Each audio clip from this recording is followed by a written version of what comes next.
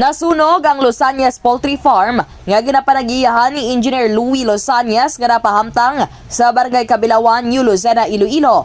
Nagluntad ang sunog alas 12:53 ang udto Pebrero 28. Base sa impormasyon nga nakuha sang K5 News FM Iloilo sa lugar, nagalin ang kalayo sa nalikod nga bahin sang among nga poultry farm.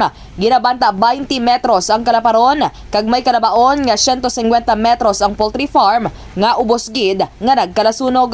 Nahibaluan nga tunnel ventilation type ang nasambit nga poultry farm, agud nga hindi magsungaw ang baho kag hindi mahapunan sang langaw. Sa pahayag sang pila ka mga trabahante nga aga lang ginload ang ginabanta 30 tutob 40 kalibo ka mga 5 days old nga mga piso, sa riin naubos nagkalamatay sa sunog nga nagluntad. Dugang pagidiri nagkalasunog man ang ginabanta 700 ka sako sa mga feeds, kag iban pa nga mga kagamitan nga ginabanta may kabugusan nga milyones ka pesos ang balor sang halit nga gintugas sang sunog. Maswerte naman nga wala sang may na-record nga kaswalidad sa among nga insidente. Sunod naman kay Fire Officer Nieva Hovero, ang acting chief admin sang BFP New Lucena, alas 3:53 ang hapon sang nagdeklarar sang fire out.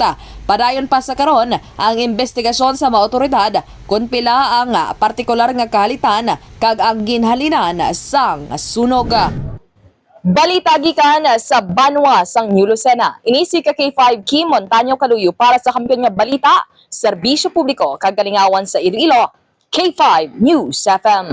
Ang ining nga balita ang ginadulong sa inyo sang DTX Coffee Mix. Himo sa natural nga sangka pareho sang amarkuso, chia seeds, sugared cane extract powder. DTX Coffee Mix. Nakakapi ka na, naka-detox ka pa. DTX Coffee Mix. Mabakal sa mga butika.